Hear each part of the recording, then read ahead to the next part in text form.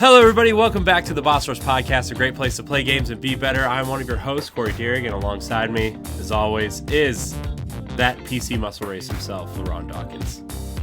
What's going on, everybody? Happy New Year. Wow, look at that energy. Wow. Well, I mean, I could have pulled a Eddie V and did some really off the wall shit. No, I'm saying you just told us you were tired and you just brought some energy. I was complimenting you. It was a compliment. I'm not always making fun of you, LeRon. Hey, it's called fake it till you make it. There's a Very dirty true. joke in Sound there somewhere, advice. but Yes. also joining us is the mad pharmacist herself, Stephanie Klimov. Hello. Happy New Year. Happy New Year, indeed. Indeed.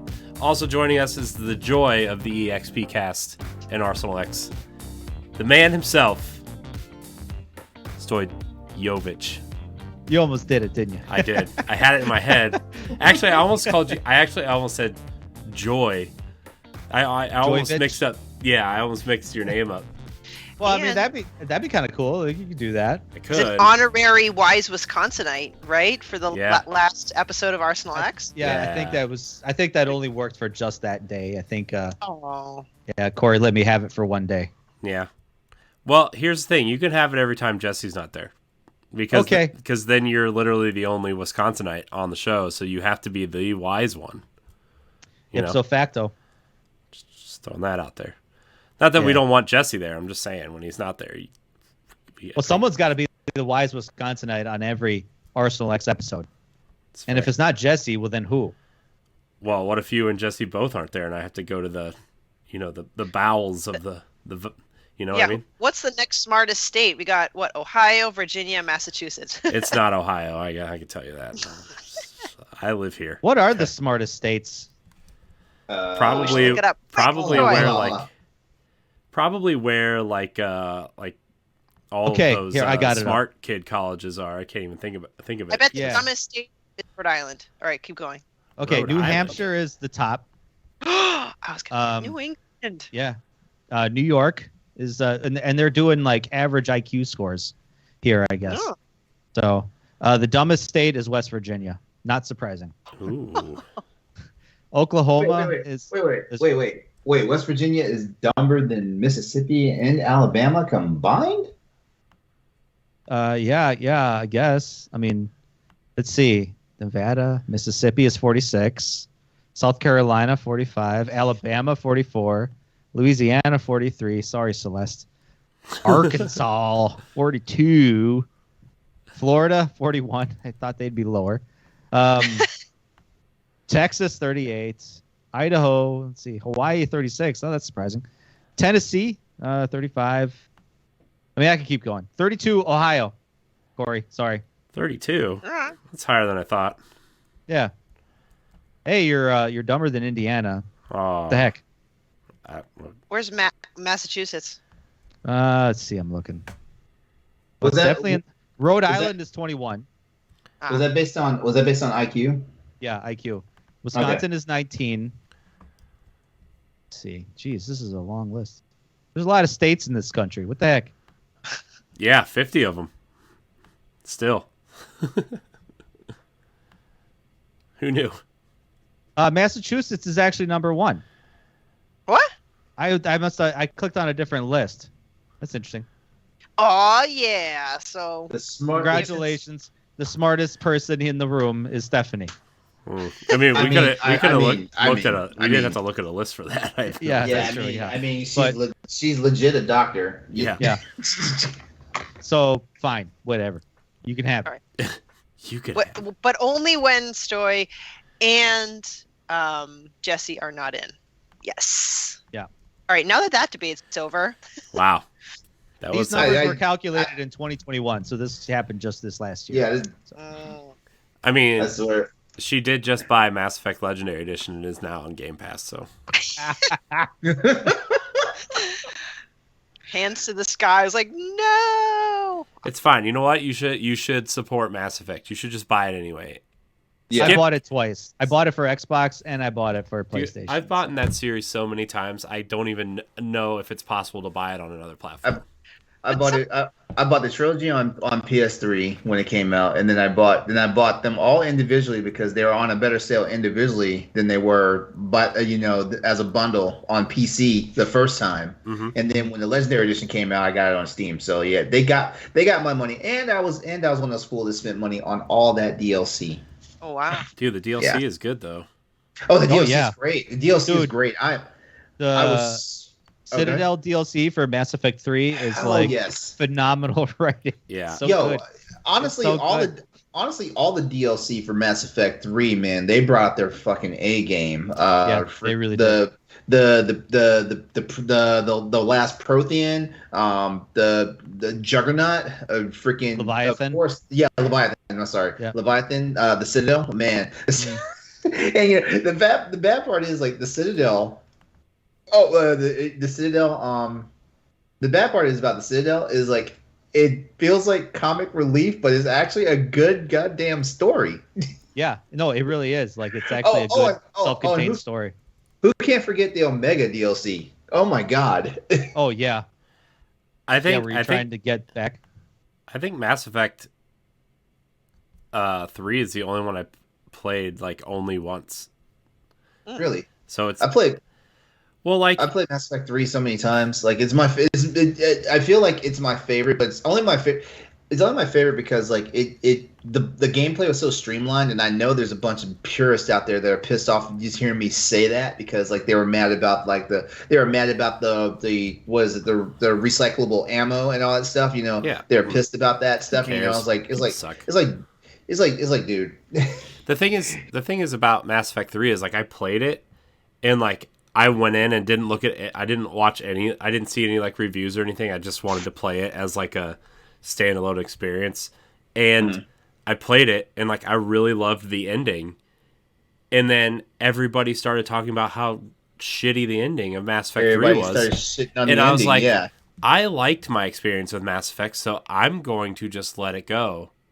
And then I went back and played the DLC and stuff, and it was great, but like my experience of Mass Effect was soured, not because of the ending itself, but just the way people kept talking about it. And I'm just like, God, a video game that I should have known then that like the video game industry just sucked. Like people just suck.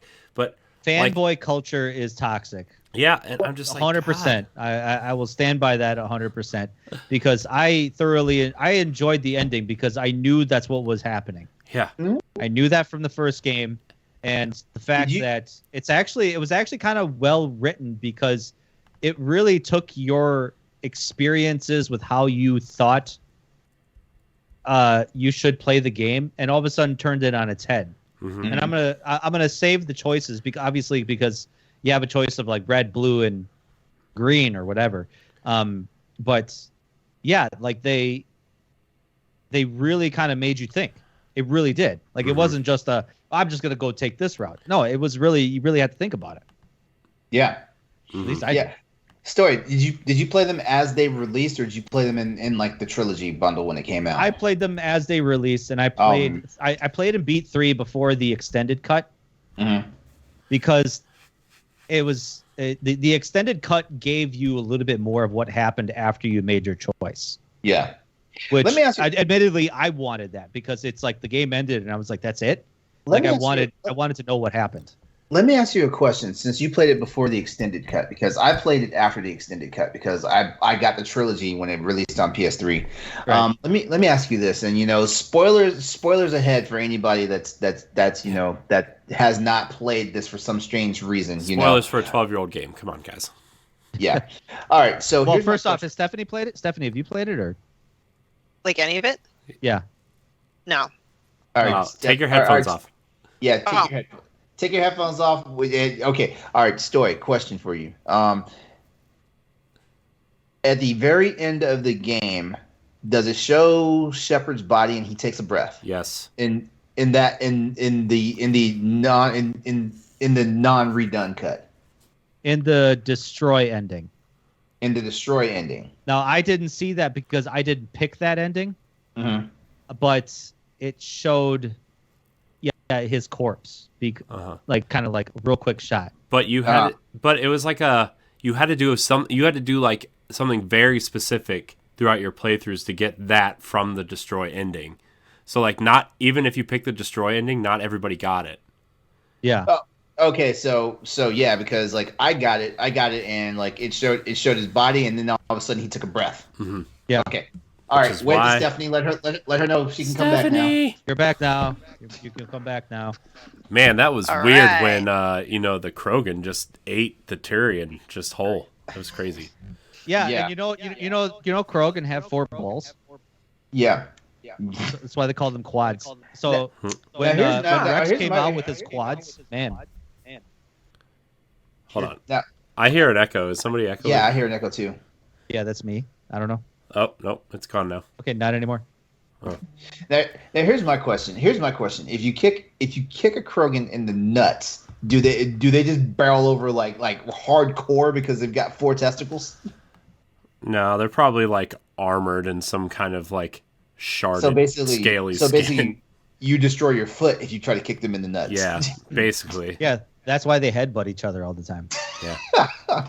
I think it's like they have like 2 stomachs, 2 hearts, 4 testicles, because they're so fertile. Well, before the genophage, they were so fertile, like they would have just like eggs of babies, just like babies all over the place.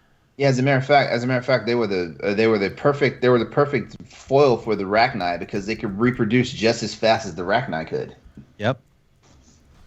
Wow, we're getting in deep into Mass Effect lore here. I know. Hey, Sounds hey, like Mass Effect should be a standard definition series at some point. If Hey, we do a standard definition series, I want to host that shit. Give me that, Corey. I will be right there with you, Stoy. Okay, good. All right, me and LeRon. That's it. No one else. Well, I want to be there. I like Mass Just Effect. me and LeRon. Fine. Oh, Stoy. Corey's trying to horn in on our thing because like he started going to the gym. He actually went to the gym a week earlier than all the other resolutioners and all this stuff. Yeah, I couldn't go where's- yesterday or today because I've been sick, and I'm being nice to the Already making excuses. people who probably got. Where's your pre-workout and protein shakes at, bro? I'm not trying to be buff. I'm trying to get thin. I'm fat. You can strength train and still get thin, Corey. Nope.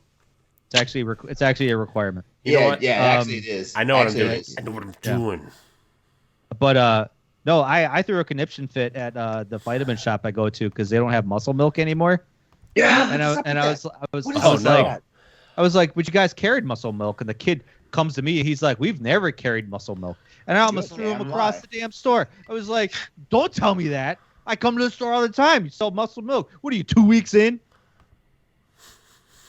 that same shit happened to me, and it was funny. I was like, I'm not insane here. Like I used to buy muscle milk from you guys all the time because I used to buy the already made ones because I'm a lazy ass motherfucker and don't like to shake the fucking protein for like 7 years to get all the clumps out. Yeah.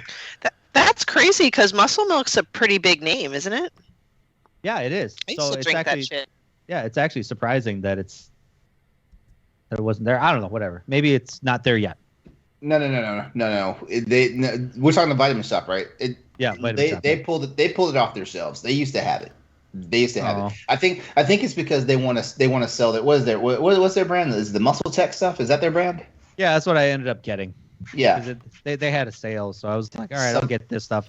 And that stuff tastes like it tastes caved. Clumps. Caved in. That stuff tastes like ass. Yeah. LeRon said ass.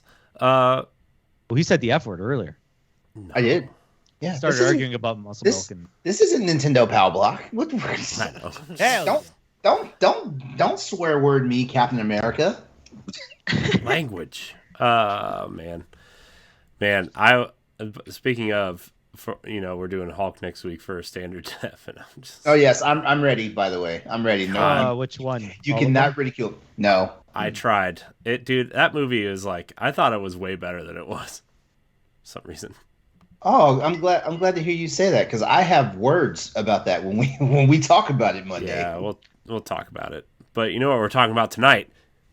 Other things.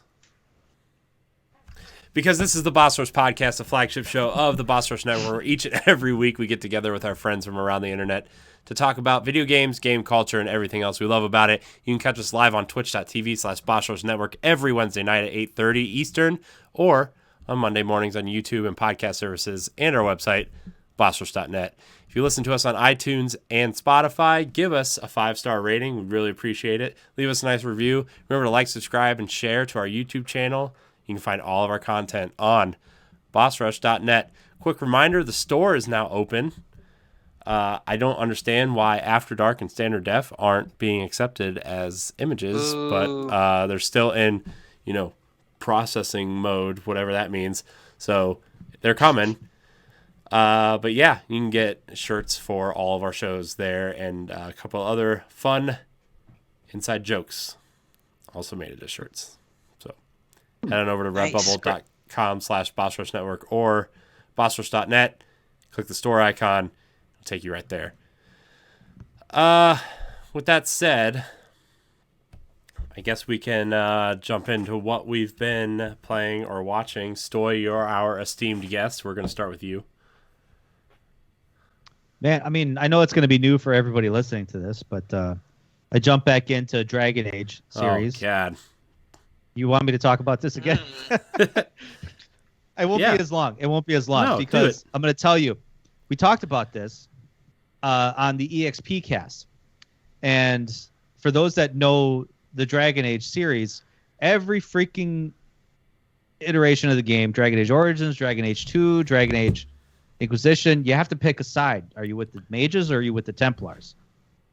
And this time around, in Inquisition, first time I've ever done this, and in the many, many playthroughs I've done in all the Dragon Age games, I actually sided with the Templars. Even better. I am playing as an elven mage in this one. So Pat didn't believe me when he said that. He was all like, the hell you are, man. You always pick the mages. Pat thinks he knows me. You don't know me. You don't know me. You don't know who I am. So, yeah. We know. I started to think about, I mean, I'm not going to bore with the details, but I kind of started to think a little bit more about the Dragon Age series always has a rift between, like, the magic maker mages, so to speak, and the Knight Templars. The Knight Templars are supposed to protect the mages from themselves, but the mages are like, but you're oppressing us, and you're turning us into demons. And the Templars are like, no, we're not, as they're waving swords in front of their faces. So I started to really think about the dynamic that BioWare created between the two. And it's not as black and white as it seems. So I wanted to go this route of like, well, maybe if I side with the Templars, I'll have a different experience. So we'll see. I mean, I just sided with them and, it's interesting. Fun. I know nothing about this, but it does sound interesting. It's, the Dragon Age series, what they do very well is, they kind of delve into racism a lot. And I really appreciate the way they kind of go about it because, like, say, for example, elves. Elves throughout, like, any fantasy story that you read about is about, that has elves are usually oppressed types of people because they're usually, like, the poorer people or the weaker people, even though they live longer than everybody else. So in the Dragon Age series, they're often seen as either outcasts, like they live off to themselves off in the woods, or they live in the cities, but they're like slaves or indentured servants, or they're just poor. So like, you really see the dynamic how poorly humans treat elves, and not only that, but then you see people that have magic powers, how they're ostracized and discriminated against and judged. Like it's like, I mean, it could get uncomfortable at times where it's like, man, is it really like that? But then again, it's a fictional story, so you kind of roll with it. But, they do a really good job of like kind of like bringing together like, hey, if we work together, we can solve the world's problems. Cool. Kind of like how Mass Effect is, putting together a team. Putting together a team. So, yeah. I'm in. Mass Effect's so Garrus, good. My man. Yeah, my man. Ugh. And I'm still in Guardians of the Galaxy. Stephanie was talking about doing I think we were talking about doing a spoiler cast with Austin. Yeah. I think it was. So I gotta finish that. Man, I didn't expect that story to go where it's going. So good. Where are you at? I'm like halfway through. Yeah. Where I find out what happened to the girl, so to speak. So Gotcha. Oh, yep. Mm-hmm. So yeah, Yeah. it's good. It's good. It is good. I've been playing more of that as well. It's very good. Very, very good. Is that how Why you is Rocket such an asshole though? Because he's Rocket. He's Always such an asshole. He's I know. always It's an like, asshole. man, you think like, you gotta be nice one for once, maybe. You know, you're gonna stop getting so butthurt over every little stupid thing. And it's like, man, just shut up. Like, it was the one time of the game because the banter was so good, but there was like a series of like maybe an hour of just like Rocket like giving him the silent treatment and then just like talking shit. And I'm just like, man, will you just get over yourself? Yeah. But I know that's how his character's written. That's how he is. He's very emotional. But He just wants if to be you've loved, played, has any Telltale series of Guardians of the Galaxy? man. I have not, but I want to. It's really good. I've considered it. It's really good because it actually goes through everybody's individual stories very well. And you actually get to see Rocket as a laboratory experiment. So a lot of times I give him a pass because of that origin story that they painted in that game. So you almost like start to feel bad for him because he's a science experiment. And, he was used for lab tests and everything. I can't imagine what that's like. Can you imagine being a raccoon being tested all the time? No, Maybe? I think he does kind of speak a little bit to it later on in the game too. So okay. I mean, they kind of talk about it a little bit like towards the beginning, I think too. Like, I mean, not like a lot, but towards probably like chapter 2, I think they say something. No, there are those little brief moments where he kind of talks about his past, but then just kind of brushes it off. Like there was the scene, Corey, you and I talked about with Drax, where he was looking at the edge of the universe when you were on Nowhere. Yeah. And the conversation that I had with him was like, man, this is the most profound thing I've in any game I've played in a long time. It was such a good conversation, good banter, and like you really like stop to think afterwards, like wow, Yeah. And Drax turning around and telling Star-Lord, he's like, I hope your mother is in heaven. Like wow, that's cool. Like yeah. It's so good. that's what I've been playing. nice. I really like Guardians. That's the game I'm playing right now to finish. It's gonna be the first game I finish of whatever year this is. I always forget. I actually voted it as my game of the year. I think even though I didn't fully complete it, I think out of every game to come out last year in 2021, it was the most kind of complete game. That when it came out, there wasn't like any like game-breaking glitches or bugs or anything like that. Like it actually came out in really good shape. Mm-hmm. I was hesitant on making that my game of the year, but that's because I didn't reach the halfway point yet. I don't know if you're starting to. I want you to tell me, Stoy and Corey, when you get to it. Not that the first half was bad, but I significantly love the second half of the game even more than the first half. I mean, I've heard that from a lot of people actually, that the second half of the game is like amazing compared to the first. Well, if that's true, then I'm in for a hell of a ride because I really enjoyed the first half. Yeah. Cool. Neat. Stephanie, what are you pretty playing? neat. Stephanie, what are you playing? So I watched. Or First, watching. I'll do. I watched The Matrix Resurrection. Ooh. Yeah. It didn't need to be made, did it? No. I was sitting there in the theater. It took me a while to get back into the theater, and now, especially with Omicron being all nuts, I when I saw that. And this was the movie you picked to go see. Well, I wanted to. Okay, it was between that and The Kingsman. I want to see The Kingsman, but either way, I'm like, all right, well, fine. So there was only like 5 other people in the theater, so I felt comfortable enough to go, and it started. I'm like, okay, they're doing a lot of nods to the original, the trilogy. Okay, they keep doing the nods to the original trilogy. When are we going to actually see something new play out? I feel like it's being rehashed. And like 2-something hours later, I'm like, what happened? So I was very disappointed. I was sad. That's what I was saying. Like when I don't remember if I talked about it on this show or not, but like I felt like that entire movie was rushed and like the middle of the movie was missing. Like that's exactly what it felt like. And it's like, okay, well, the part where they like, you know, introduce, you know, Neo again, like that whole arc could have been one movie. Like getting him out again could have been one movie.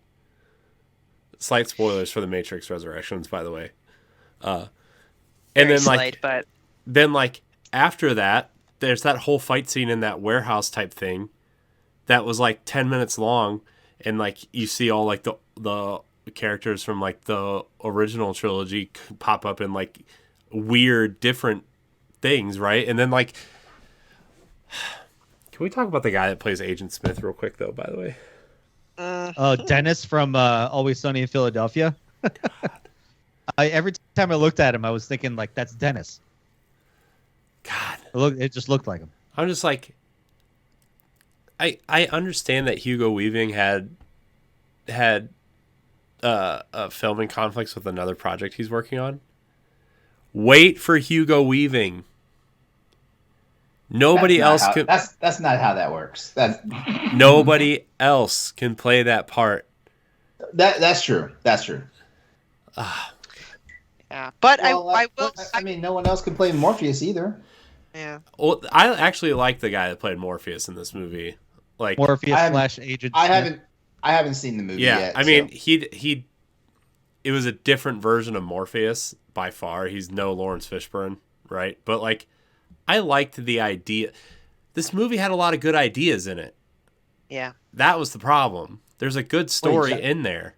There's a couple good stories in there. Jonathan Groff was Smith? It's complicated. Yeah. It's complicated. One thing I will say that I quote unquote liked, I liked Neil Patrick Harris. How he executed. I did too. He was the best his role. Character in the movie. Yeah. Yeah. So I saw that. I was disappointed.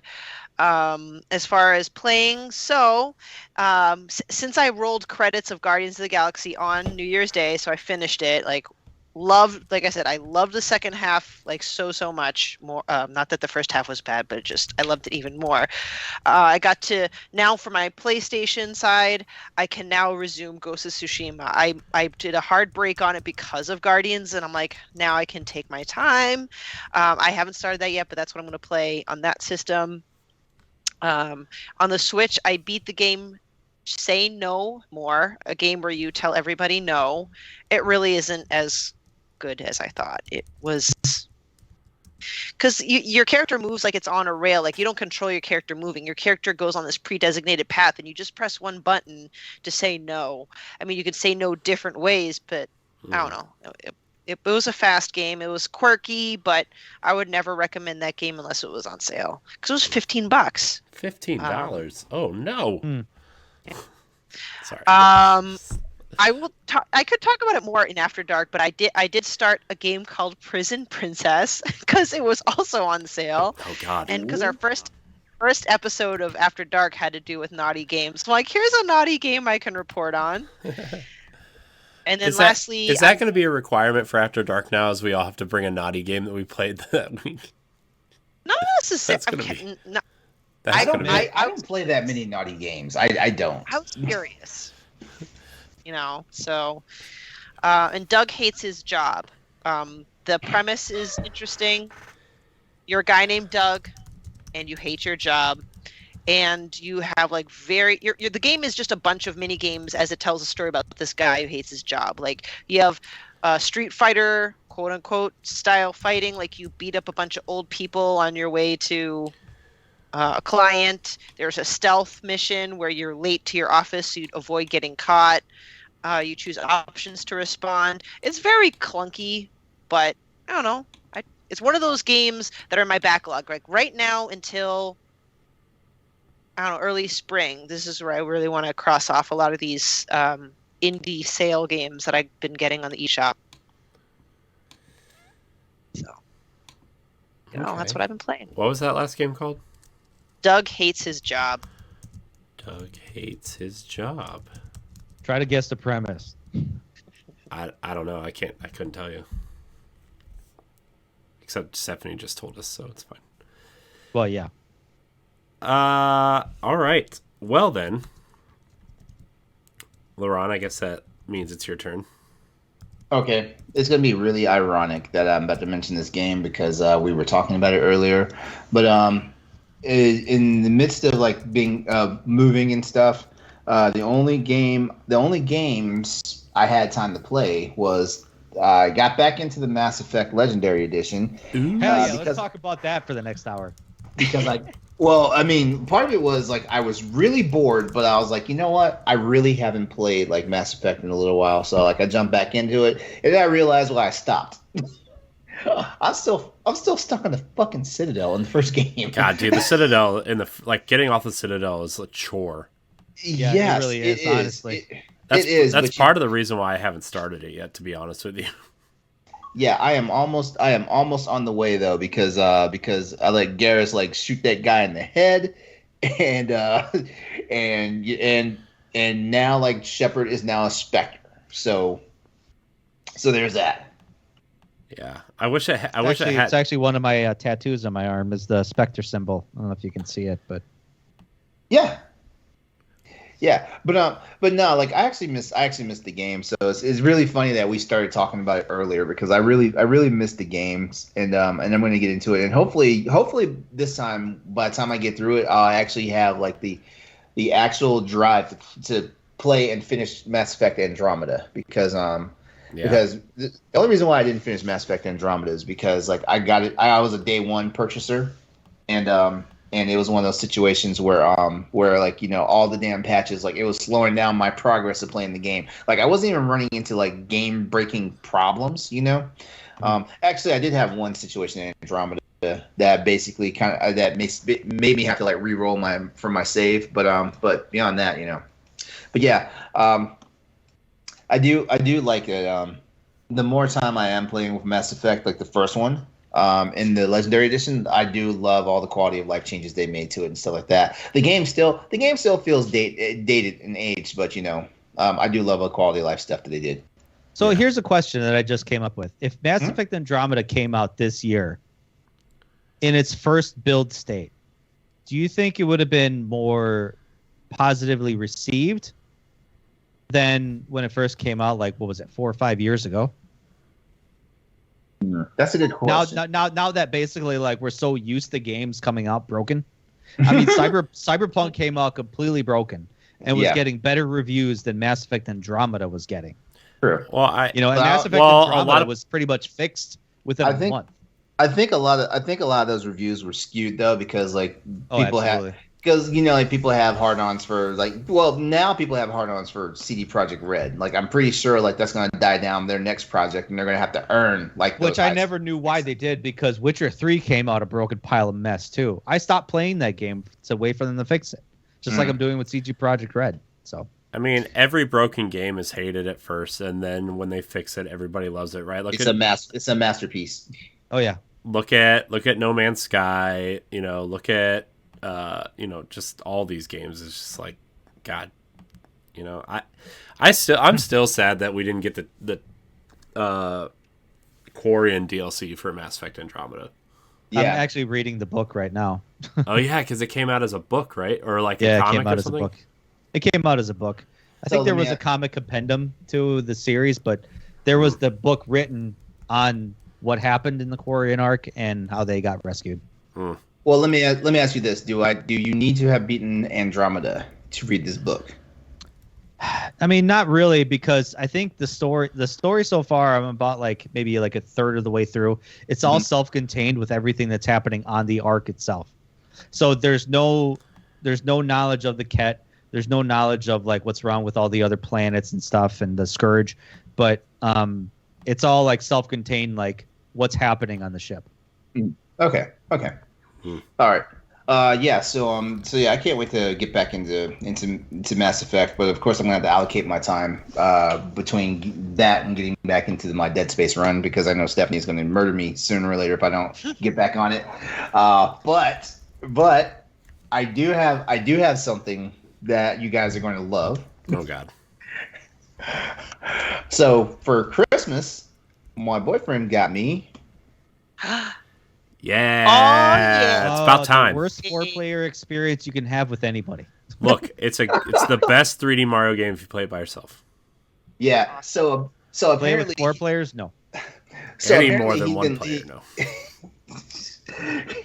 So apparently he'd been listening to all the angsting that I've been doing and all the shit posting I'd made on Twitter about the fact that how like this game is not dropping in price and everything. And I should have realized something was up because because every time I would tell him I'm going someplace like Best Buy or someplace that sells video games and stuff, like he was grilling me for what I had bought.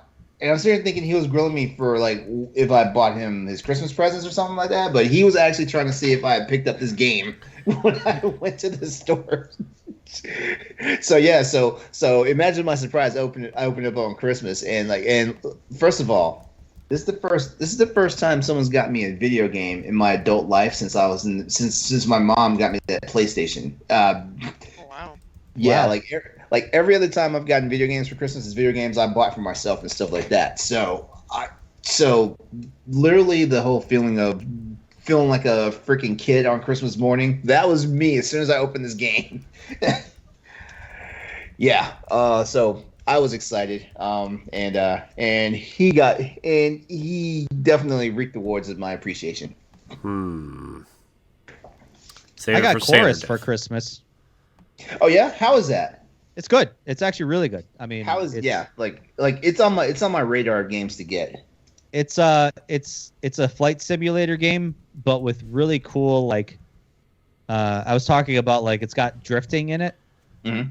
So like if you got someone on your tail and you can't shake them, all you got to do is hit the drift button, and then you turn 180 degrees and you fly backwards, and then you just light them up. Oh wow. That's my favorite part of the game. I'm like, I love Nice. dog fights now. Yeah. So that's all I was playing. I finished up Hawkeye. I actually enjoyed the ending. Like I mean, and I read recently that that Broadway number, they made it bad on purpose. Yeah, well, I'm sure they did.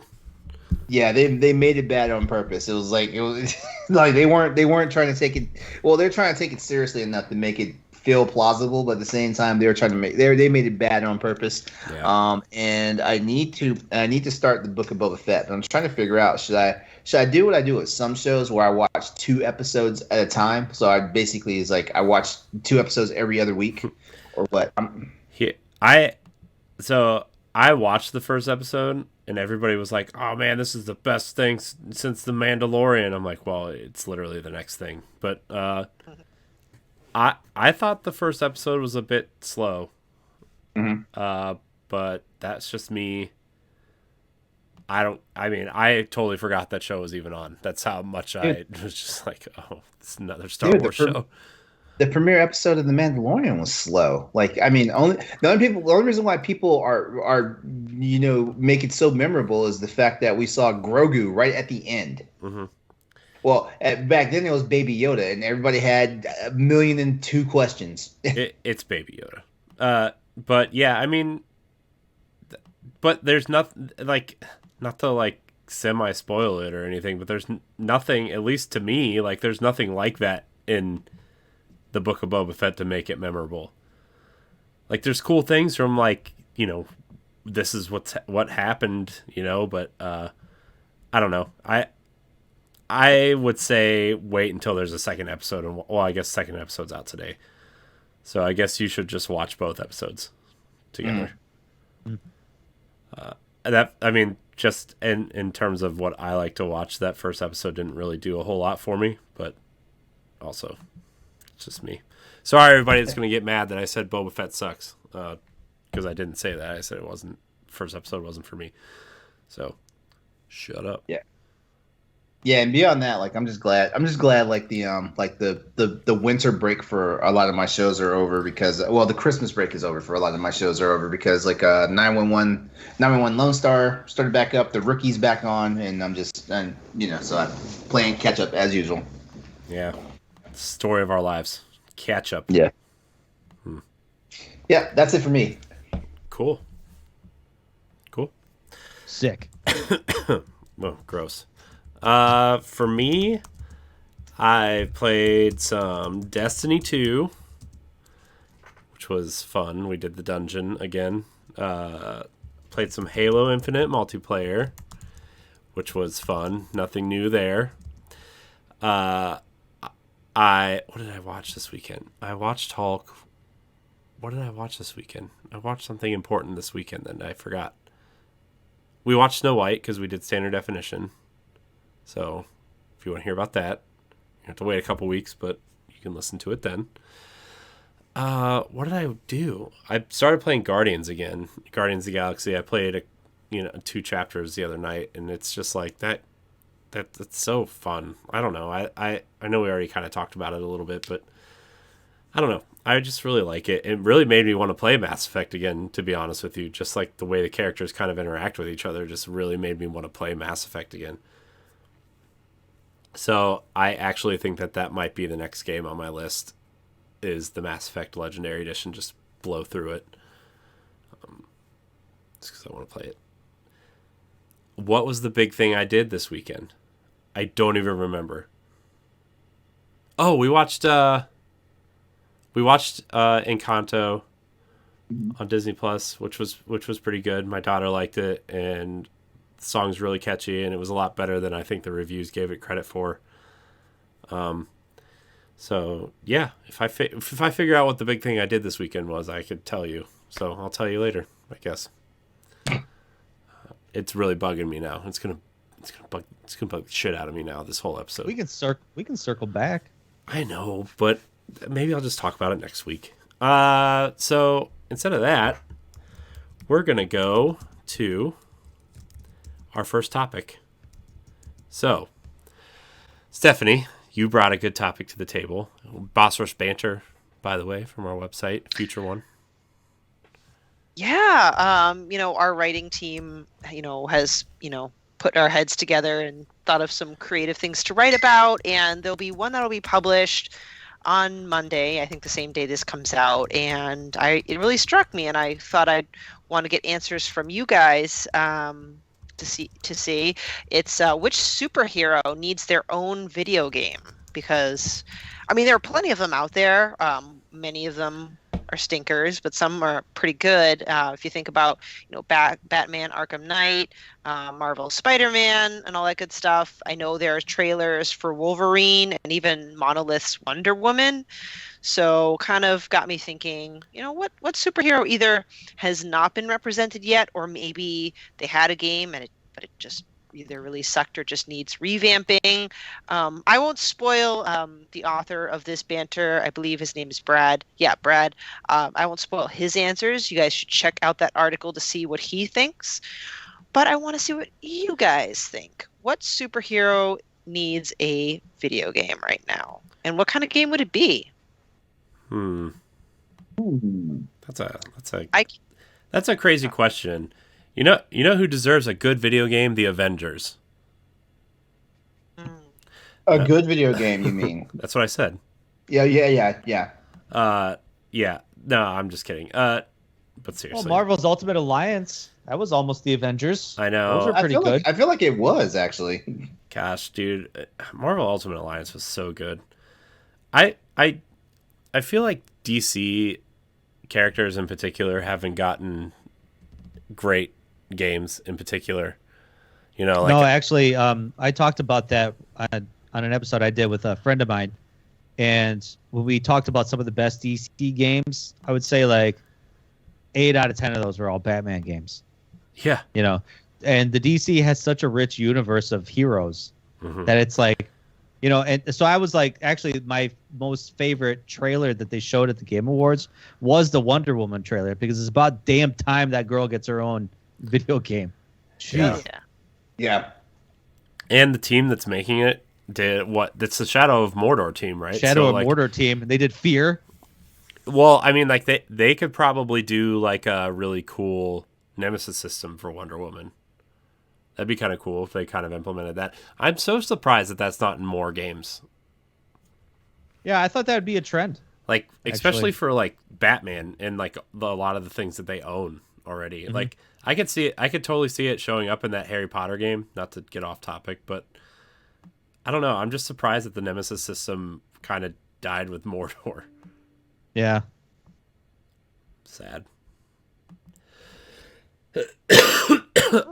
Well, I say go into DC. A character that needs his own video game is Red Hood. He's like Jason Todd's story is always so.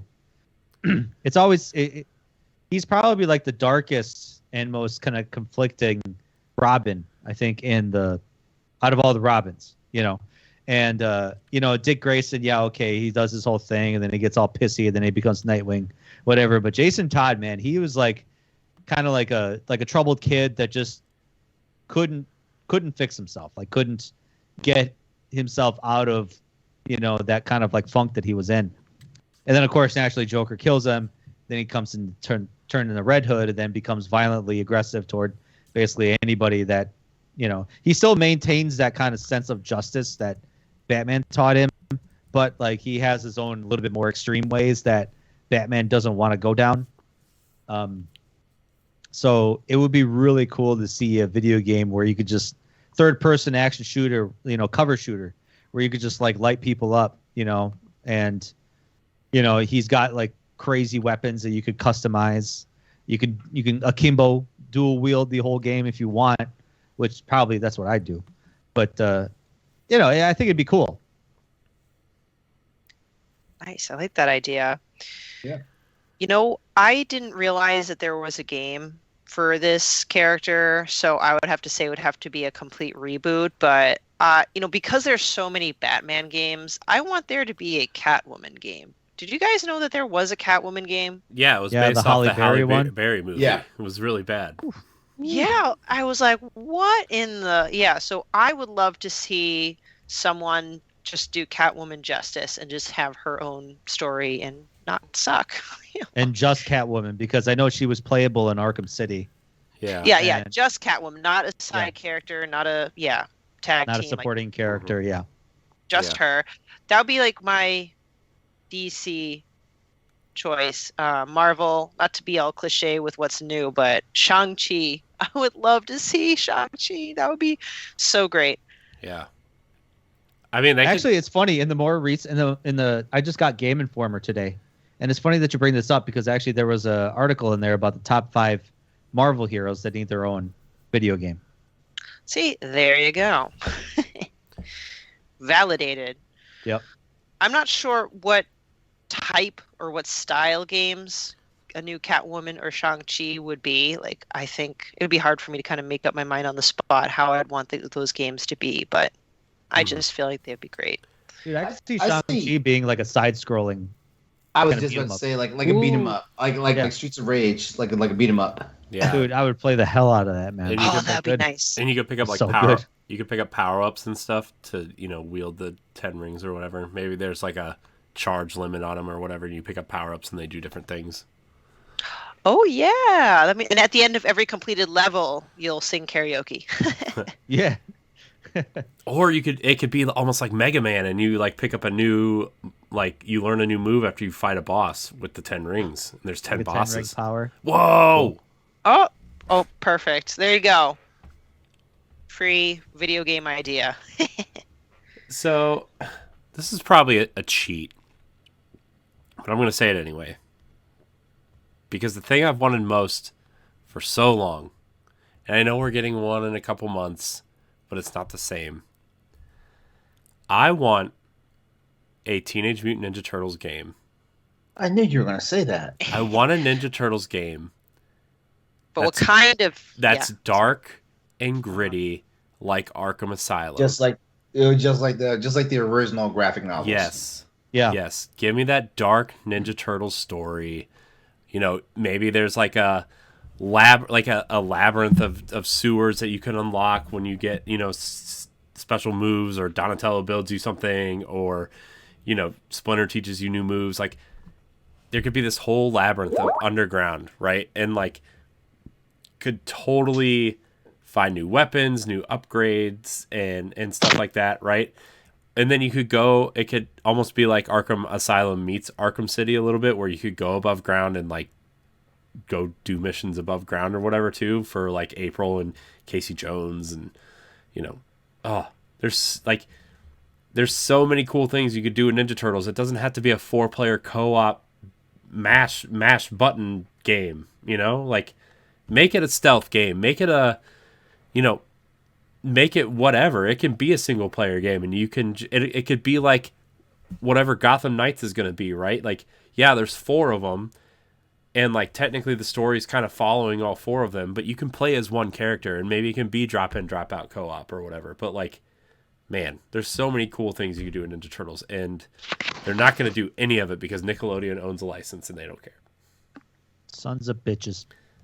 I was gonna say there was a comic book series a while back with Batman and Teenage Mutant Ninja Turtles where they worked together. Yeah. For something. Mm-hmm. Yeah, it was called Batman versus the Ninja Turtles. Yeah, right. So, yeah, I remember. I think I actually followed the comics back when I was a kid, the more grittier version of it, and it would have been cool to have kind of like a darker. Yeah, Injustice 2, I think it was. Yeah. You can actually play as all 4 of them. Or you can like swap them in and out. Mm-hmm. It's the only reason why I bought Injustice 2. Literally the only reason why I bought Injustice 2 is because the Ninja Turtles were in it. Well, when I found out Nightwing and Red Hood were in Injustice 2, I was like, let's go. Yeah. So I know that's kind of like a cop-out, but there's so many cool things you could do with the Ninja Turtles. And like each turtle could have their own strengths and weaknesses if you wanted to go that route too, where like maybe you have to play as Raphael in this mission, but if you play as Michelangelo, you get some sort of bonus because he's not as strong, or you know what I mean? Like just okay, I'm done ranting about Ninja Turtles. That's my Ninja Turtle rant. Bro, you're gonna get a Ninja Turtles game this year. I know, but it's a side-scrolling beat 'em up. It's a side-scrolling beat 'em up. It's not the one he wants. But still, even though it's the one I want, it's not the one he wants. It's the tried and true formula. Amazing. No, it's gonna be amazing. It's gonna be good to great. It's gonna be disappointing because it's not the game I want. But I'm excited that we're getting one, and I really hope it's good. And they better let me play as Casey Jones. If you're giving me a side-scrolling beat 'em up, give me Casey Jones. Give me Master Splinter. Give me the weird camera guy. I don't care. Just give me something, okay? I already know you can play as April, right? Great. April's great. Give me Casey Jones. If you're gonna give me April, give me Casey Jones. At least throw me that bone. Well, maybe it'll happen. All right. Yeah, you never know. He's gonna be DLC, and it's gonna cost more than the game. Well, that's what kind of ticked me off about the Mass Effect 3 is that the Jovic, the Prothean DLC.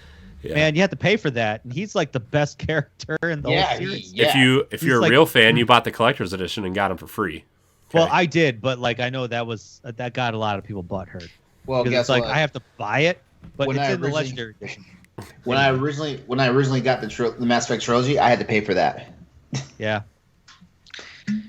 Let's see how many times Stoy can mention Mass Effect in this podcast. So far, it's 3. Look, Stoy, you can mention Mass Effect as much as you want in this podcast. Right? Thank you, Corey. Thank you, LeRon. Well, I haven't played it yet, so I feel left out. That's not the reason why I don't want you talking about it. Hopefully, the more we talk about it, the more you'll be calling in sick to work tomorrow. The more desire you have to start the game. Yeah. Stephanie. Yeah.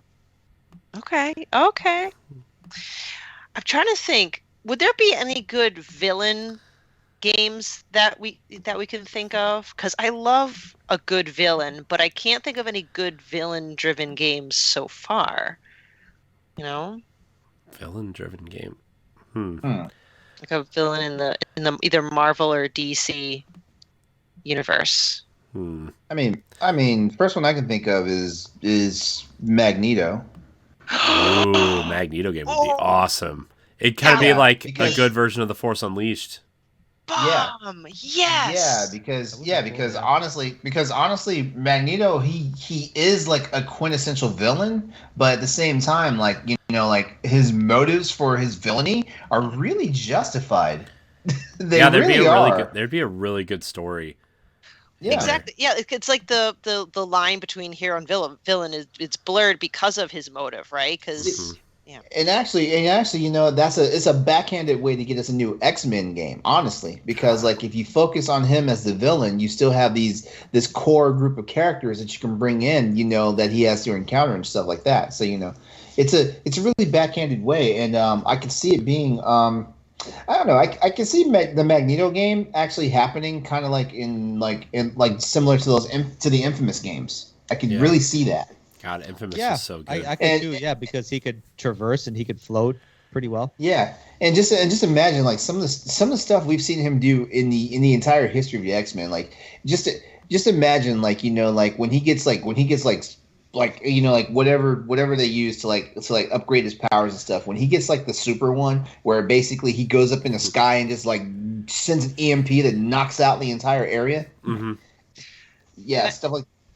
Can I just tell you that Michael, is it Fassbender? He did such a great job with young Magneto, and I got it. Yes, that cast was so good, and like those movies, like most of them are bad, and it just makes me sad because that cast was really good.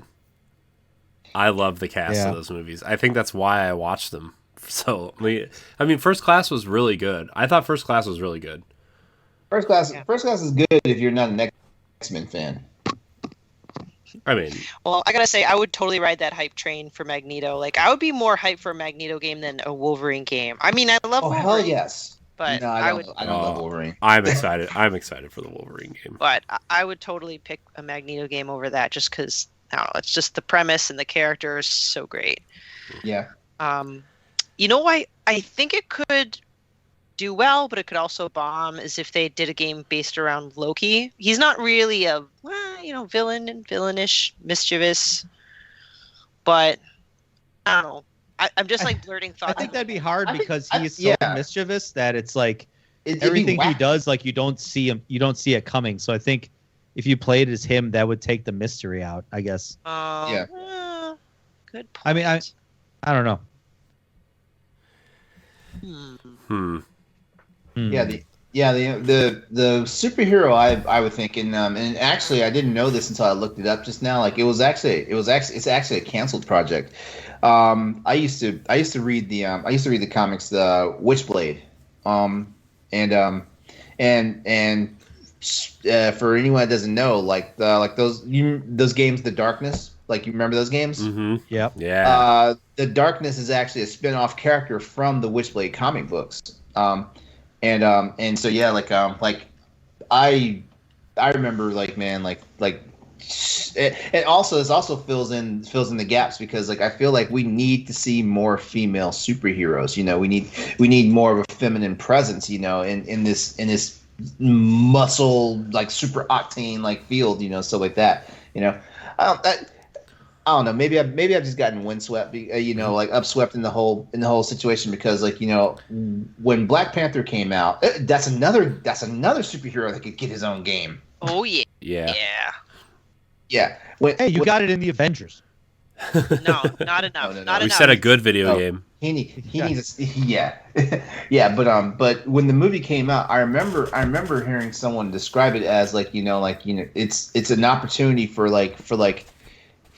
kids of that, I don't want to say kids of that race and stuff because basically it's a game that shows representation because it's an outlier, it's not something you see 95% of the time. You're seeing a superhero of a different color, of a different background, and basically that's the thing, which is also why Wonder Woman was such a big deal, and stuff like that, which pisses me off that Wonder Woman 84 was a fucking dumpster fire.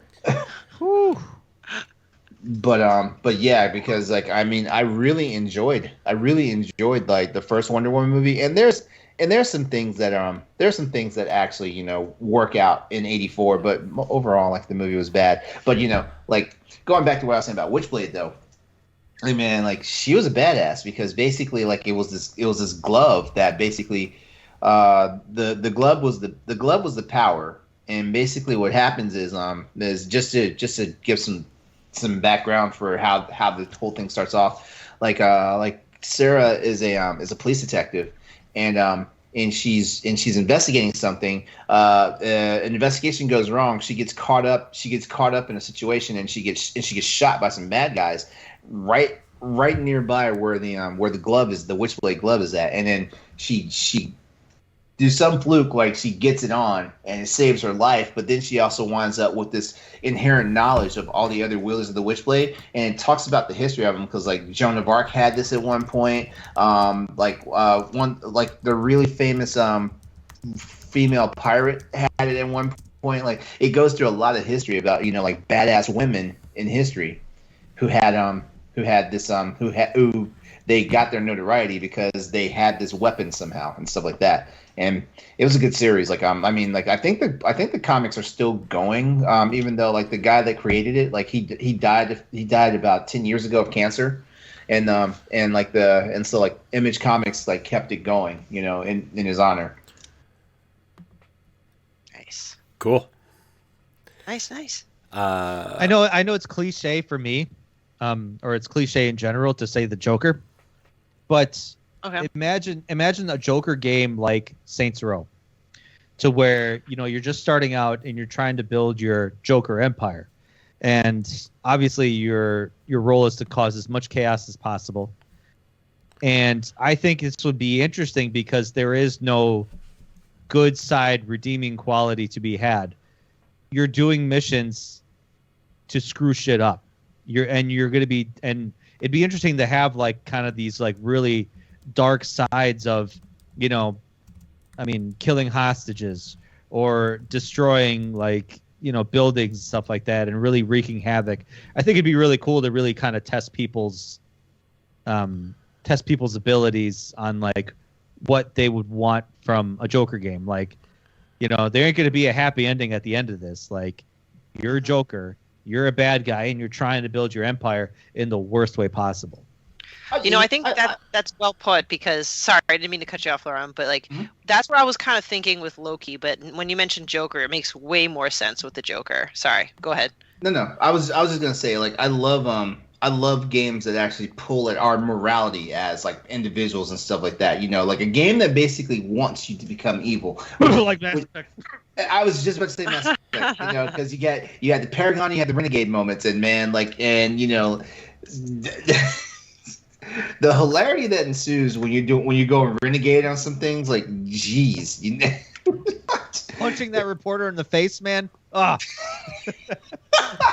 So that's my one Renegade move. I know. The entire series. That's my one thing. I was about to say the same thing. Like, that was like, I played that entire game Paragon to a T, except for that reporter. For the reporter, yeah. I lied, because there's that person in Mass Effect 2 where you can push them out the window, and I did that. Oh yeah, I do that. I thought that was fun. Wait. Who do you push out the window? Like, I don't think I ever got that one. Morden's mission. Yeah. Oh, okay. Oh, no, that's Thane's mission, where you're trying to get up to the top of the tower. Thane's? Yeah, it's Thane's mission. Okay, yeah. It's Thane's. Yeah, where you're trying to beat him to the top of the tower. Yeah. Yeah. I do like by the time we get to Mass Effect 3 though, like, that reporter, she's ready for you. Oh yeah, she's all of a sudden ready to catch hands with you. She took some lessons. Yeah. Sorry, we just threw in a big moment for Stephanie. That I heard about. Stephanie, when you play the game, you'll know what we're talking about. Just do yourself a favor and just deck her. All right. Will do. I am not a proponent for violence against women and stuff like that. But well, if you play as Fem Shep, yep. Play as female Shep. Yeah. Okay. Loophole. Yep. Perfect. Yeah. Nice. Great discussion. Yeah, great topic. Great topic, everybody. Great topic. All right, so are we gonna? One final thought. Make another Blade game, you cowards. Now for my final thought. Man. All right, we're gonna do our top 3 games now, right? Like our, what do we call it? Most anticipated games. Wow. I could not think just now. Whoops. It's all right. While you're getting your thoughts together, I'm totally buying a Boss Rush After Dark tank top on our Boss Rush store. Nice. Yeah. that's available. I got the notification as we were recording that it was ready. So I'm like, neat. Thanks.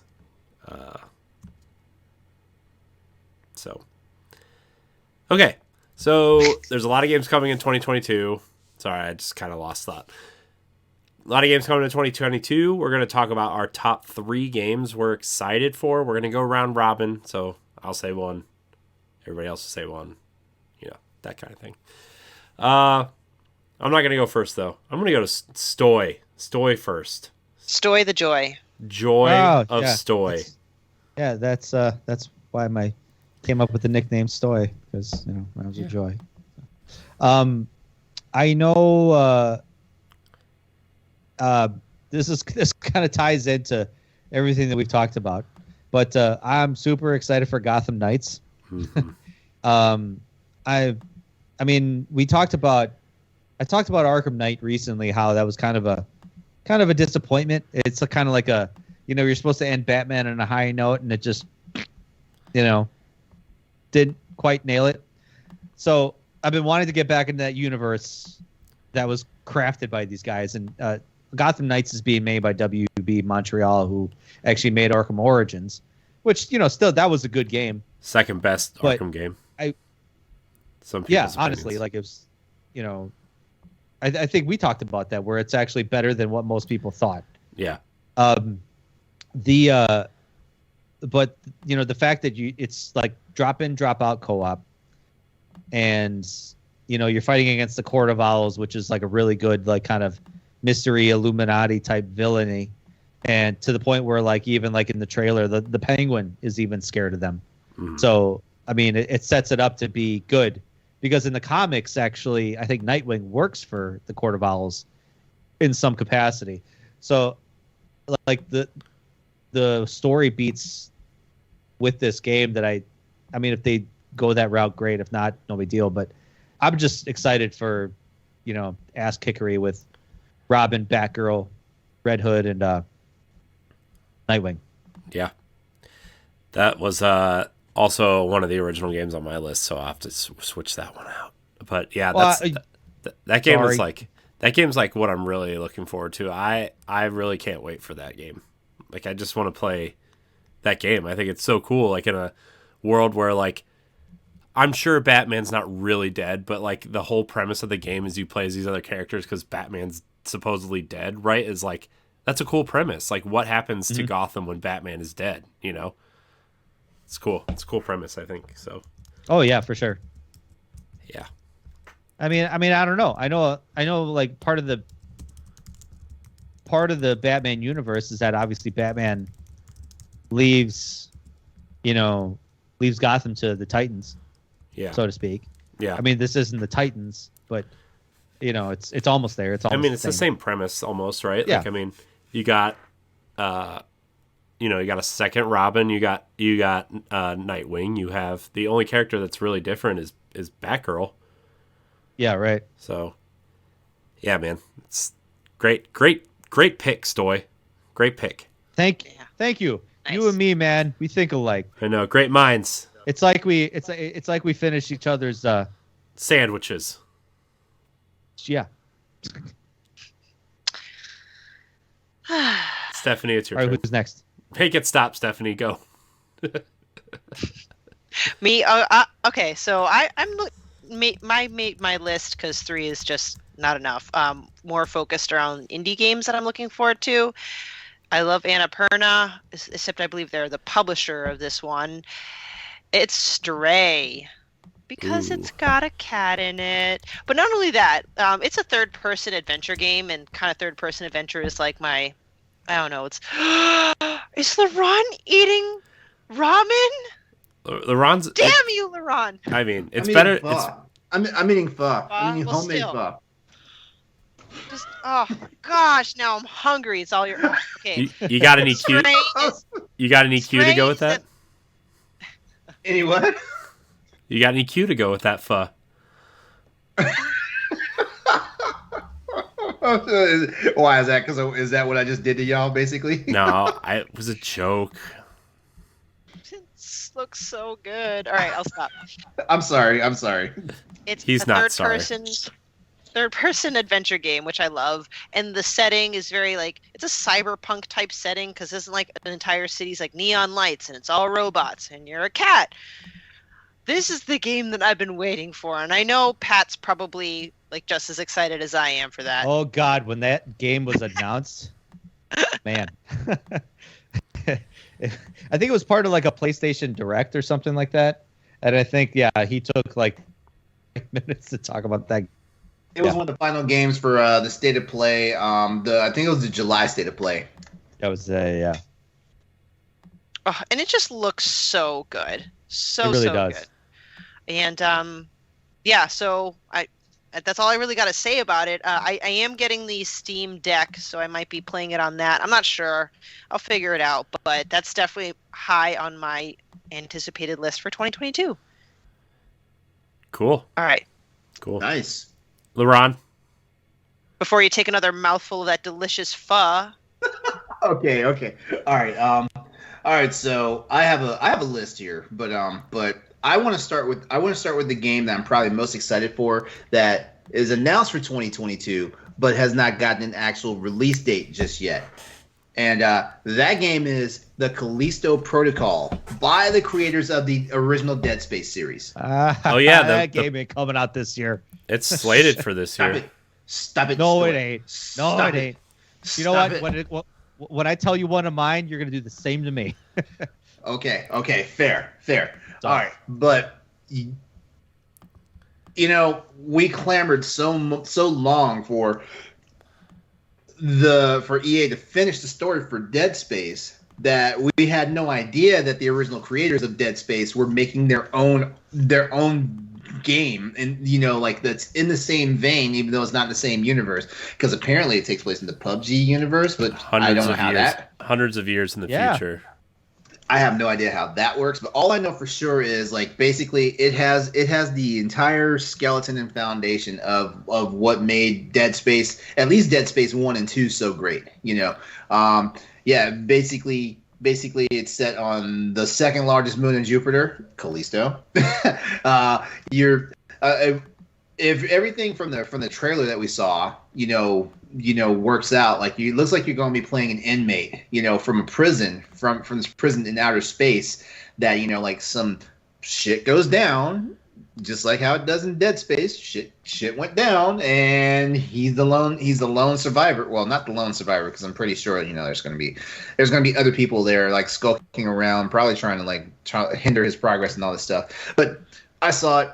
I was like, no way, this is something from the Dead Space team. And sure enough, as soon as I saw the name Glenn Schofield, I was like, hell yes, I want this game. This is one of my must-haves day one, And it's one of these ones where I'm going to have to cater my stream schedule to. I'm going to play this on stream, and y'all are going to see me be a little bitch because scary games. I love scary games, but scary games don't love me. I hope you scream real loud. I've been known. I hope this game has good jump scares.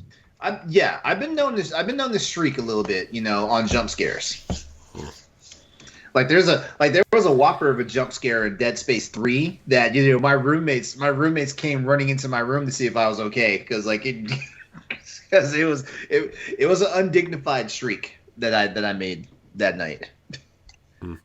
That's fair. I had that when I played PT for the first time. The dogs actually freaked out. They all came downstairs like, "Are you okay?"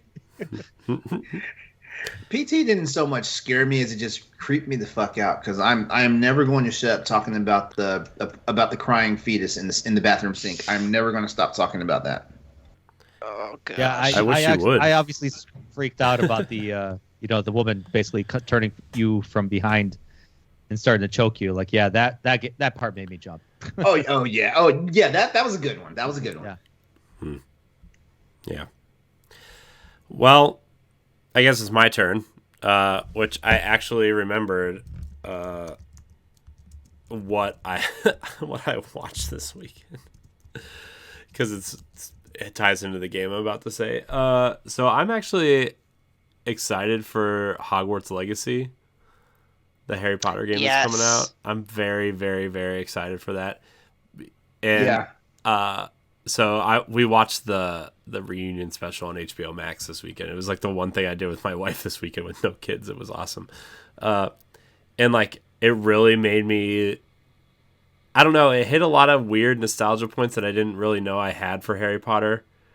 But like I knew I did, but like I haven't really watched it or read anything with it for so long, and like Fantastic Beasts movies are kind of disappointing to say the least. So like I kind of forgot how magical those movies and those books are, and like and this game is like it kind of shot up to the top of my list because it's just like I want to be back in that world and roam the school and roam the dark woods and go to Diagon Alley and pick out my owl or rat or whatever I want to take to school with me. You know what I mean? Like I just think that world is so cool, and I don't know. There's something really, pardon the pun, really magical about Harry Potter that's like really endearing. I agree, and like the Magical Beast movies and like just everything after that.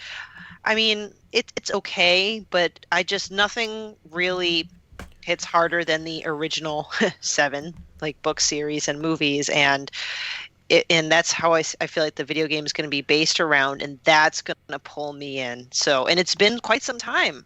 Yeah. It's been a long. I mean, 20 years since the first movie. So I mean, you've had to have done it. What house are you? I'm a Ravenclaw. Yeah, same here. Ravenclaw is all around. How about you, Stoy? Yeah. Probably never done that. I am a Gryffindor. Oh.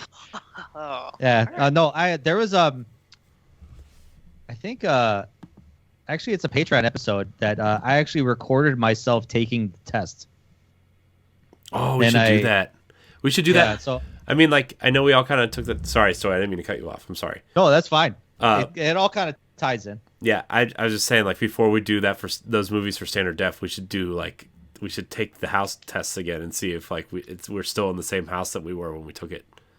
Yes. Continue, Stoy. I'm so sorry I cut you off. No, that's fine. But like I said, it all kind of ties in because I think we were talking about it before recording, and I was like, what test is this? I never heard of this test because... Oh, no, I did because I was like, did you guys know, like, there's, like, a test to see which house you belong to? Because I think I'm not a fan of Harry Potter in the least bit. So, like, everybody at the table was like, yeah, like, I took it. Like, I'm this, I'm that. And I was like, oh, clearly I'm the last to know about this. So I took it, and we record the episodes, like, a little bit before we officially start. So I was like, I'm going to do this before we start. And I just turned it into an episode. That's awesome. But yeah, House Gryffindor, because apparently it's very predictable. Because when I told everybody what I got, everyone's like, "Yeah, that sounds about right." Did you do your Patronus charm too? I don't know what the hell that is. No, I'm asking the real fans here, bro. Oh, I have not. So I'm gonna Google that now and find out. And maybe let you know at the end of the episode. Well, if you go to Pottermore.com. And like there's like an official test, and like you do the sorting hat, and then you get to like take a test to see what your wand is made out of. Okay. What like it's like the official world of Harry Potter, or whatever, and like then you get to take your Patronus charm, like you play a little kind of like mini game to see what your Patronus charm is. It's really cool. Oh, I have to have an account. You do. That's how they get you. So they can keep track of you. You know what? As much as I like Harry Potter, y'all are nerds. You're a nerd. Go. Yeah, I was actually just about the same thing, and I ain't even a Harry Potter fan. Yeah. Well. Fine. Anyway, we'll be nerds together, Stephanie. They're fine. Yeah. It's fine. You know what? You guys suck. Exactly. How do you feel now? Oh man. No, but definitely a good choice there, Corey. Like I am also like amped. Well, not amped, but I'm definitely interested in that in the Hogwarts game. Mm-hmm. It's gonna be like a more endearing version of Bully, but like with your friends. All right, who's next? Stoy, you're up next. Oh yeah, Saints Row. Ooh, I'm Yeah, I'm really excited about that because I didn't take one of mine because I'm pretty sure you're gonna say it, but I just I know a lot of people kind of like saw the initial trailer of it and they were like, this ain't Saints Row, but like, you know, it's gonna be Saints Row. It's just, you know, maybe it's not in a big sprawling city like you remember, but it's in a different location, more open field, more open world ended. You know, it's got a city, but it's also got like the Badlands around it, kind of reminiscent of like Borderlands meets Grand Theft Auto kind of thing. But the same batshit craziness is still there. The same crazy character creators are there. I think I'm more than likely sure the same humor is going to be there. And obviously, it's made by Volition, and they've been working on this game for a long time. And I'm totally sold on the Saints Row universe. If anything, I have more fun with Saints Row games than I ever did with the Grand Theft Auto games. I mean, the Grand Theft Auto games are good, but Saints Row was like, dude, had some crazy laugh out loud moments. You know, I wasn't much of a fan of the direction that they did with Saints Row 4, with the whole like Matrix sci-fi abilities that you had. I thought it was pretty cool. I thought it was. I thought like, you know, it was funny because like the way you moved like fast throughout the city, it's like, why even steal a car? Like you actually move faster, traversing through the world than like stealing a car. So when I played it, I was like, I don't even need to steal a car anymore. I mean, and if you guys don't know, I have a problem with actually stealing cars by punching people out of their cars and like forcibly removing them. I literally cannot do that in a game at all. Cannot. I have like a moral problem with that for some reason. So what do you do? Just go and jack the parked car? I basically walk around for an hour trying to find a parked car. Okay. No, I wasn't a fan of Saints Row until Saints Row the Third came out, and Jesus Christ, I did not know the type of ride I was in for. Man, it was insane.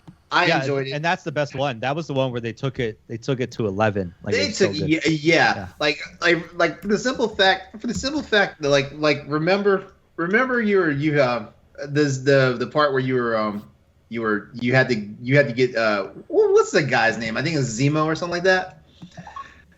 Zemo was a character in it. Yeah, and the only way for you to get him, you had to rescue him. And the only way for you to rescue him was your gang sold you into slavery at a whorehouse. Yep. And then all of a sudden you wake up in a daze completely naked. They roofie, your own crew roofies you. Yeah. And then all of a sudden you got to literally shoot your way out, running around all these like harlots, these half-naked dudes and women just running around as you're like shotgunning enemies trying to find Zemo. It is basically like freaking Metal Gear Solid 2, because like you're doing the riding thing where you got one hand over your gonads and another gun in the other hand. Yep. God, that was my type of game. Oh yeah. Oh, running around the streets beating people with a giant dildo bat. Come on.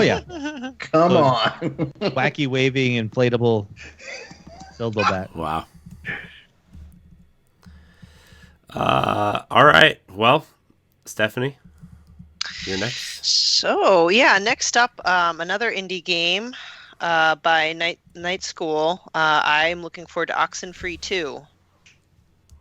I'm a big fan of the original Oxenfree game. Just the unique art style, like the creepy music and the ability to kind of, make your own decisions.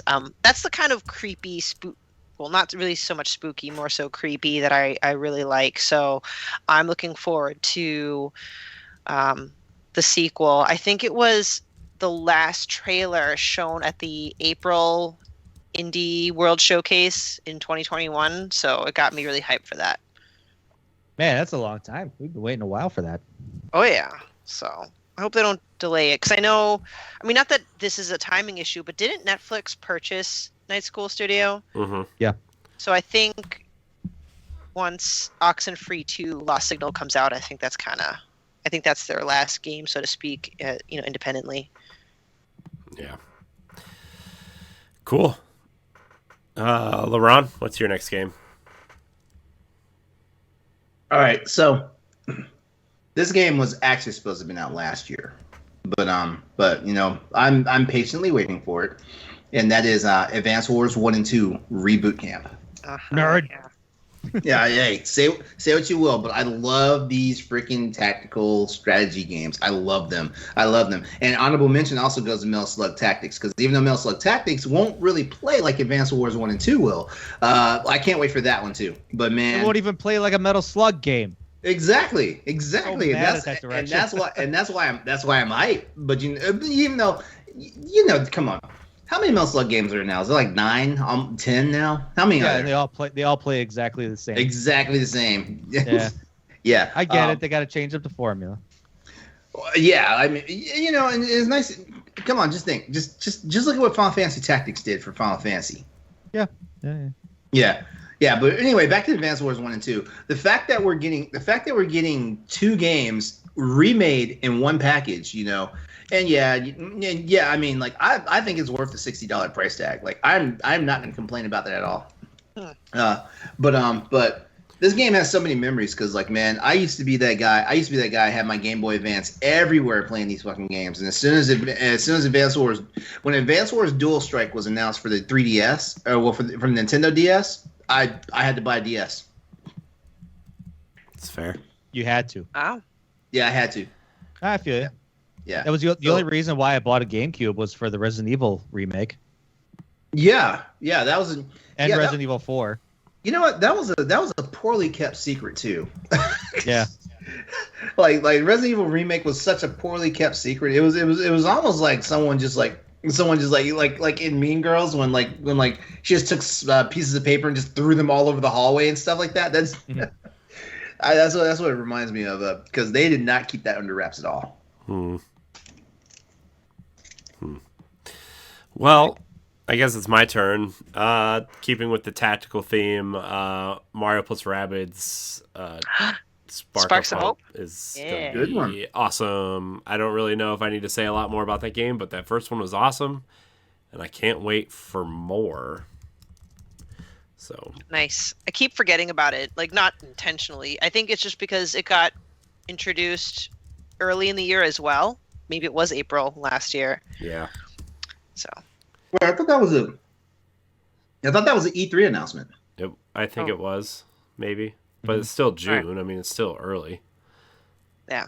And also, I just have no concept of time ever since the pandemic started. Just everything is... Amen. It's still April 2019 here, so... Yep.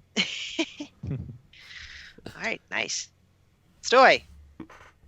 Back to you. Last one. Here you go, LeRon. This one's going to be for you. Dragon Age 4. This game. Yep, that's coming out in 2024. Listen, this game has been, interestingly enough, once you start to kind of hear the story of, it's not a doomed development cycle. It's went through a reboot, because I want to say they went a couple years into development and then they rebooted it. They kind of said, I think it kind of coincided with EA kind of coming in to say, okay, all right, you can make a single player focused game, don't have to worry about multiplayer. So I wonder if that kind of changed their attitude to say, well, let's kind of redo the whole thing. Let's really make the game that we really want to make, instead of trying to pander to this like multiplayer and make it work with the story. So I think the last real update we got was like way early 2020, where we got concept art and a bunch of developers talking about the game. And then we got some kind of early alpha tech demo stuff of the combat system. So I'm hopeful for a late 2022 release. I'm hopeful for a fall November type of release for it, because I think they first announced the trailer in 2018, and then another one I think the year after that. So come on, guys. I need Dragon Age 4. Please. Do it. Please, come on. Oh, don't rush it. But I need it now. Oh, yeah, please don't rush it. Don't rush it, but I need it now. Hurry up. I'm just like every other gamer out there. No. I want you to make a perfect product. I want you to take your time to work a perfect product. But I need it to come out this year, and I need it to come out soon. Otherwise, I will shit can you on Twitter. Oh, God. Well, see, But if the game comes between- out bad, I'm gonna shit can you on Twitter anyway. As is your right. Yeah. Like, I mean, you know what? I know this problem is never going to get fixed, but I also feel like 2022 should be the year that they fucking like just get shit right with games. Like, you know, like we've run out of patience. Like, number one, we've been cooped up in our houses enough and stuff like that. So, you know, like we've run out of patience as far as like, you know, waiting for games.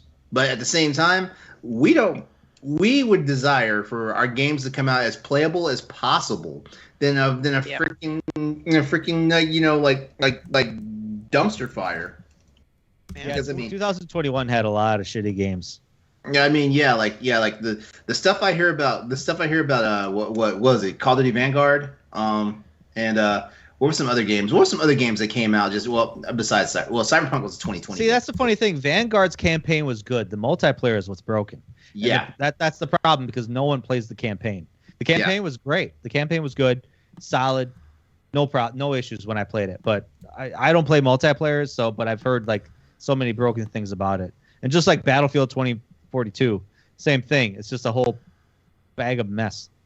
Like I mean, you know, like I feel like as gamers, like, you know, like we put up with a lot of stuff, and yeah, like I will say it, like we do bring it on ourselves sometimes because like. It's kind of like the be careful what you wish for, like, you know, like you know, like that phrase, you know, because we want our stuff now, but we're not willing to accept the consequences of having it right now. Mm-hmm. Yeah. Yeah. So, but yeah, I feel like you know, if I can temper my patience for stuff, even though like I mentioned, Advance Wars was supposed to come out last year, in December. Nintendo announced it got delayed, and said it was pushing it back to February, and then it's stealth delayed again, so it won't be out till spring. And the reason why I know it won't be out till spring, and I know it was stealth delayed, is because I saw no news on it. But when I went to the eShop to finally pre-order it, it said May of 2022. Actually, Gotham Knights was supposed to come out last year too. Gotham Knights was supposed to come out last year as well. Like that was the very first game we spoke about on Crossroads. On the first episode of Crossroads, it was the first game we spoke about. Yeah, but you know, my whole thing is, you know, I am willing to weather any delays for games and stuff like that, as long as the games come out in playable shape. You know, we think about fighting games that come out with no tutorial or no arcade mode. You know, no, I'm sorry, no arcade mode. They just come straight with a versus mode. I'm talking about Street Fighter 4. Well, no, 5. I'm sorry, Street Fighter 5. 5, yeah. It took them a year to update that. Yeah, stuff like that, you know. Also, the reason why it jumped in my mind is because I read its Boss Rush banner about what games have like really good tutorials. Check it out. Head to bossrush.net. Check it out. That one's a good one. That's a good one, yes. But you know, like.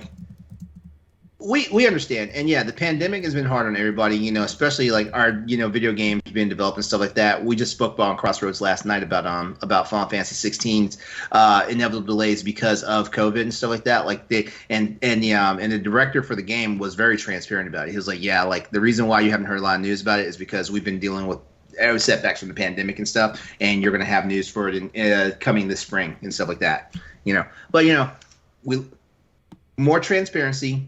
And less broken games. If that's all we request of you guys from 2022 forward, you know. And I get it, you know. There's more to it than the logistics, you know, like your partners and your shareholders and stuff. Hey, like the game has to get out a certain time, but just try, you know. And I'm not saying deal with like 20 million hours of crunch or whatnot, you know. Just try.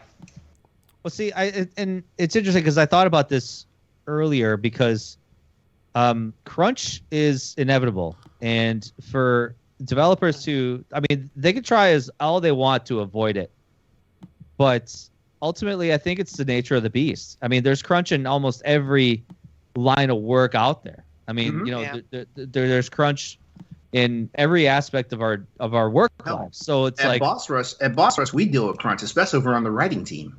Yeah, you know, when you get to these points of like all of a sudden like major news drops or major news stories or you know, anytime conventions were to happen, and just I remember when I was doing it, the queue was just lined up, and it's like, holy crap, I got to get on this. Like it's just kind of part of it, especially since you want to make a great game that you want it to be well known for.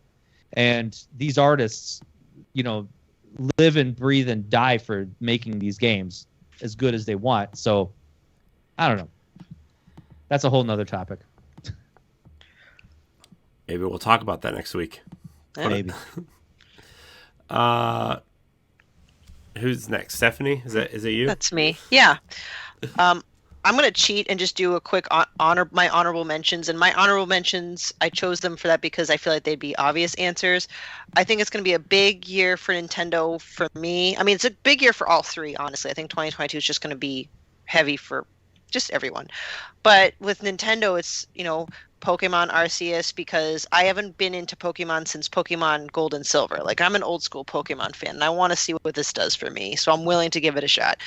The sequel to Breath of the Wild, which I'm not even 100% sure that they're not going to delay again, but I'm still assuming it's 2022. So, like, honorable mentions. Dragon Age 4 ain't coming out in 2022. Breath of the Wild 2 ain't coming out in 2022. But, anyway, but my actual number 3, sticking to my indie theme, is a game called Afterlove EP, which, I don't know, the title's kind of weird, but it's going to be released in the summer of 2022. It comes from the creator of Coffee Talk, which was a great game. I love that game. It's slice of life, adventure about love, loss, and music. So, again, it explores emotions where maybe older games don't focus on, but a lot of new age games do. So I guess you play as this guy named Rama, and he's journeying to learn more about himself. Sorry, I'm like getting some help from Steam over here and reading the description. Create music and find love and come to terms with the loss of his girlfriend Cinta, whose voice still lives in his head.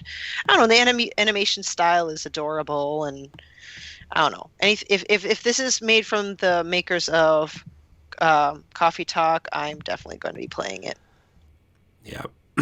You should check out the 1v1, by the way. Celeste interviewed, I think his name is Fami, about a Coffee Talk. So you should check out that 1v1. It was really good. I know, because I had to edit it. So yeah. That's the fun thing about editing. You get to hear everything early. So, yeah, definitely check that out. It's one of our older ones, but you should still be able to find it pretty easily. So, LeRon, what's your third game? I'm sorry. I was just reading something on Twitter about Jeff Ross, the former game director of Days Gone, being a hater because he had some words to say about Ghost of Tsushima reaching 8 million copies sold. Uh-oh. Yeah. I mean, it's cringe. It's cringe. Okay, we'll talk about it later. Yeah. All right. There goes the Days Gone 2. There goes Days Gone 2. Thanks. Well, then he left the studio. He left the studio though. Oh, he did. Yeah. Okay. So I'm gonna pull Stephanie real fast here and do my honorable mentions real fast. You already heard Metal Slug Tactics. That's an honorable mention for me. But also the game Sifu. Honorable mentions. And like I can't wait for that game to come out. I definitely plan on getting it. And also the Shredder's Revenge, Teenage Mutant Ninja Turtles. Oh yeah. Yeah, I mean I'm going to get it, but like I didn't want to take that one from Corey. I didn't want to take it from Corey either. But it's not on my list. What? I stated my case already for that game. I don't need to repeat it here. Well, in Teenage Mutant Ninja Turtles, Shredder's Revenge, it sends the Ninja Turtles and along with April O'Neil into battle against the Foot Clan, Bebop, Rocksteady, and of course, the Shredder himself in a brawler evocative of Konami's classic arcade games. All right, now I've gotten all that out the way. My number one most hotly anticipated game for this year, funny enough, it's not a Monster Hunter game because Monster Hunter is coming. There isn't one. It's the expansion. The DLC, yeah. We have a whole category in our award show just for expansions. So come on now. Is this our award show, LeRon? Don't do me like this, Corey. don't do me like this, man. I thought we were boys. We are. My hotly anticipated game for this year is coming out on Nintendo Switch, and that is the game Triangle Strategy. Ooh, good one. Oh. That game was awesome. Stupid name. Yeah. I think I already know what the triangle. I haven't even played that demo because they released that demo a year ago, and there was no way I was going to play a demo for a game that I wouldn't be able to play like until a year later. But I think I have an idea that triangle strategy basically means like you remember in Chrono Trigger, like there was a couple of like synergy attacks where basically you and your other two party members come at them in like different angles and stuff. I think that's what the triangle strategy part is going to be about. I could be wrong. Maybe I should just play a demo. I remember they talked about why they called it that because it was it was Project Triangle Strategy, and that was the test name. Yeah, well, it was also this is Project just a test name. It was also Project Octopath Traveler, Mm-hmm. and then they changed it to Octopath Traveler. Yeah, but I want to say in one of the earlier trailers they talked about what the triangle meant. So.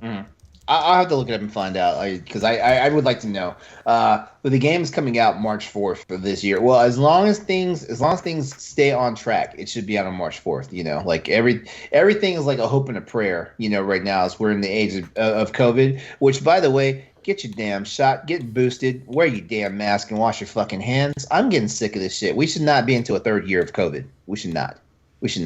Y'all done that. Save some of that ranting for after dark because I'm toying with talking about that later on. Okay, cool. I will save it. All right.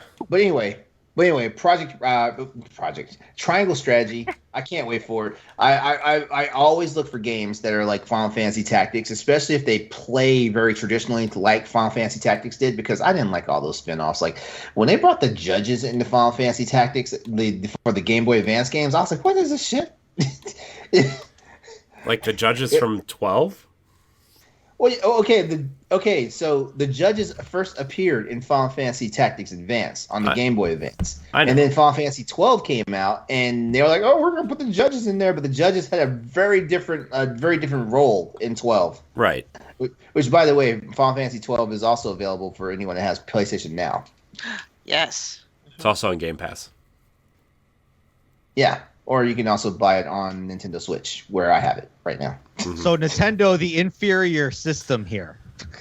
You could get it for free on Xbox. You could stream it on PlayStation Now, and then you have to pay for it. Technically, it's a PS4 version, so you can download it. Sick. On PlayStation Now. By the way, yeah. I wrote an article today about the games that are available now on PlayStation Now. Yeah, I know. I saw that. I was trying to keep up with everybody. No. It's okay. I'm not complaining. Like I have all sorts of stuff to do. Like I'm still getting settled into this house. Did you want to write? Still have to work. Did you want to write? Do you want me to leave it for you next time? No. Don't worry. What I will do is I'll just scoop you on them. That's all. Like shoot. Like the early bird gets the worm, or the early worm gets the bird. You know, one of those. I'm just trying to break my record from last month of. Yeah, congrats, dude. Congrats. But hey, I actually got up on the board last month. I actually got 5 last month.